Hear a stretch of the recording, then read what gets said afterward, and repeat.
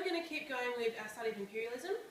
We talked last lesson about some of the causes, like the economy in Europe, how it changed, also the Industrial Revolution, they needed more resources, and the glory for the ruling nation and all that sort of stuff.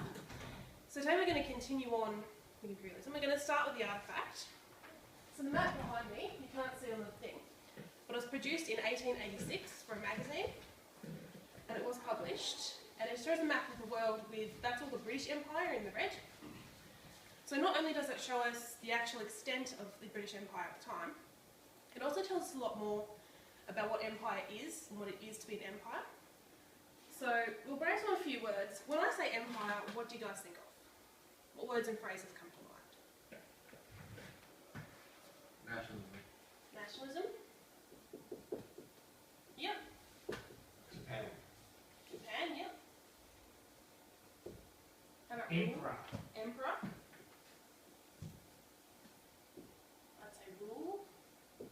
What else? What makes something an empire? Power. I'd also say authority. Pretty much power, a little bit different. So there's a few things. You could also say things like expansion. There's lots. Control.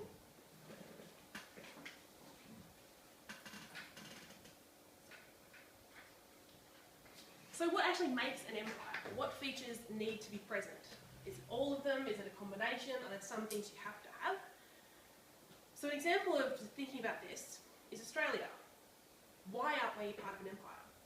We're connected to Britain, we speak English, the Queen's on our money, the Union Jack's still on our flag, but why aren't we an empire?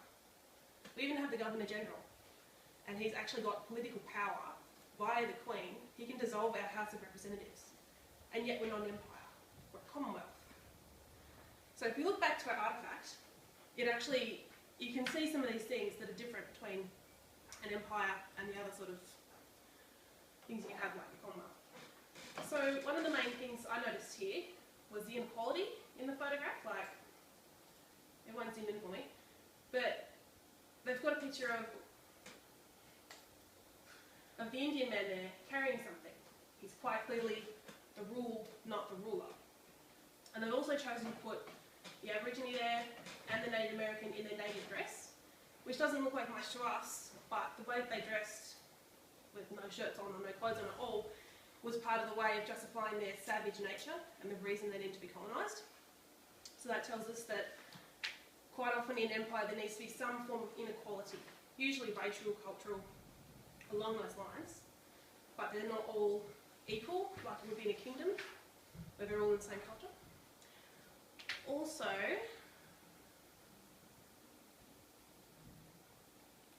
notice where they're all looking. You can't really see on the zoomed out version, but all the eyes follow down to Britain, that's Britain there.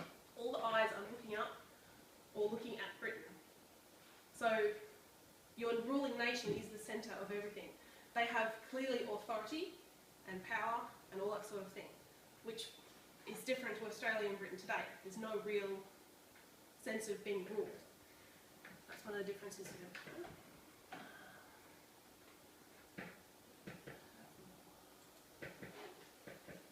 So one of the interesting things that doesn't make an empire is the size or how quickly it's colonised. Like, one of the interesting things is you think of vast size and a sense of grandeur when you think of empire, but not necessarily. Like, if you look at the Roman Empire,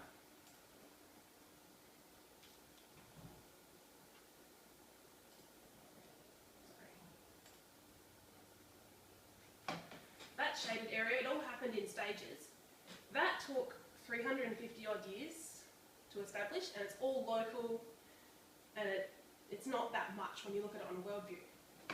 Compare that to the expansion that happened in Africa and Asia. This is year by year, and only about 30 or 40 year span, the whole of Africa is colonised. So even though both were an empire, one of the differences in the imperial age was how quickly they expanded and how much they expanded. Like the British Empire is in the red, and that is the biggest empire ever in the world, not just in our modern era. Just watch that.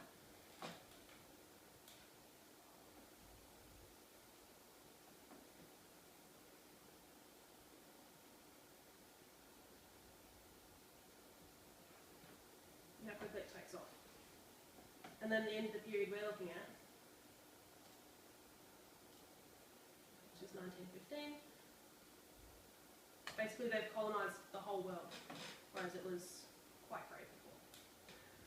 Alright, thank you very much.